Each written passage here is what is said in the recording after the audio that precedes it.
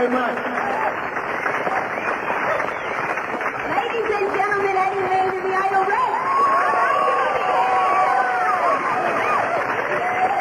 We're going to take a little break, but don't go anywhere, okay? We'll be back later for a second chat. I want you to give me 2 minutes. Just give me something to borrow. Oh, okay. All right. Excuse me. Honey. Hey, how you doing? Good show tonight. Oh, thank you. You were a great audience. You were wonderful. Thanks. Wonderful. Yeah, sure he was. Who wouldn't love him? I was just telling Lois and Gloria that you have a very nice way with the lyric. And I like your sound, too. It's, especially on the oldie covers. Very delicate balance. Nice nod to the original without being a parody. And you know how to leave them wanting more, too. Well, I'm just doing what comes naturally. Yeah. You're an entertainer as well as a musician. And that's what it takes to make it these days. We're counting on that. What surprises me is that somebody with your obvious talent is still holding on to his day job. My music is, it's just a sideline to you. Right? Well, it makes me wonder if you really have what it takes to go all the way. Well, I know that I have some decisions to make, but if it's true, as you said, I have the tools, then I guess it's just a matter of when, isn't it? Either you want it or you don't. Wait a minute. And no disrespect, but didn't you give it all up so you could run the sporting goods store? That's right. That's right. I gave up my career so I could support a family. I didn't try to do two things at once. Besides, by that time, I already had my career. I'm talking about commitment, Eddie.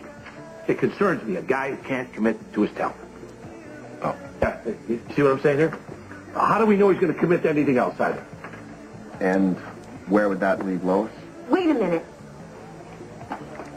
Are we talking about what I think we're talking about here? Yeah, I think we are. I thought we were. Pops, we are not in Bensonhurst.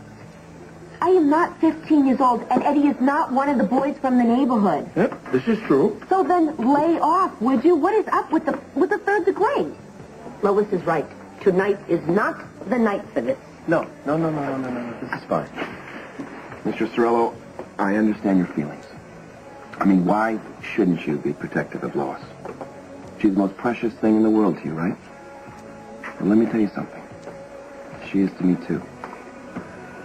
I would never do anything to hurt Lois. I have nothing but the most honorable intentions towards her. You see, Carmen, everything is fine. See? Intentions are one thing. Oh, geez, Pop. Let me explain something. My life was set. I mean, I had a career. I was rolling along just fine. Happy, content, satisfied. And then suddenly, out of the blue, this bolt of lightning came at me. Your daughter. And she changed my life. I started getting back feelings that I hadn't had since I was a little kid. Good feelings. Creative feelings. Exciting and scary feelings. Lois talked me into this whole thing by the sheer force of her will. Because I didn't want to change my life. Because of her, I'm giving this whole thing a try. And I know that that's why I'm kind of torn between the two. And that's what's giving you a problem. But just try to remember that there's a lot at stake for me. Yeah. You both have a lot at stake here. Exactly. That's why I have to be absolutely sure before I do something irrevocable. That makes sense to me.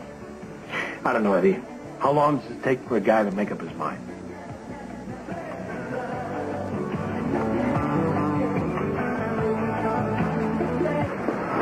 How can he stick his nose in our business like that? Easy. He's a father. Yeah, well, that's no reason to put pressure on us. And they wonder why I left Bensonhurst. You got a point, though. I am so embarrassed. I invited them here to give us small support, not to run us into the ground. He's right, Lois. What do you mean he's right? Well, I am on the fence.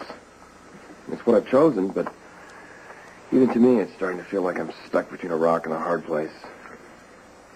Wait a minute, Eddie. Now you are really confusing me. You have been selling me so hard on the idea of keeping your two lives separate.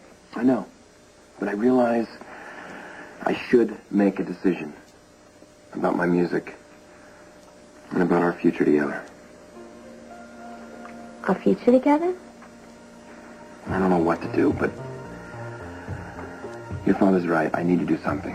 I mean, I can't stay on the fence forever. Well, that's a big decision to make, you know, but you don't have to make it tonight. Well, I appreciate that, Lois, but believe me, it's on my mind a lot. Like me? Like you. Okay, well then, you should take your time making up your mind, okay? Because it's important, and I want you to be sure. And then when you do know, you can give me an answer. You're such a wonderful girl. Of course, if it's the wrong answer, I'll break both your legs, but no pressure.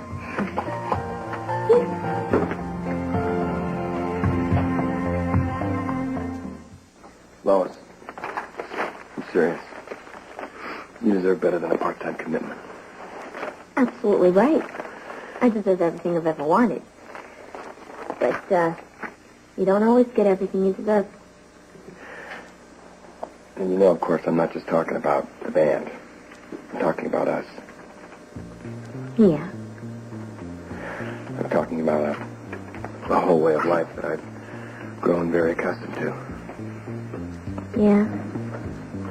And a whole other way of life that you represent that is very, very appealing to me. Well, that's what I've been trying to tell you. All right, but enough pressure, okay? Why don't you get up on stage, earn your keep. You got another set to do. Come on, go. Go. You know, there is no one in the entire world like you. You know that?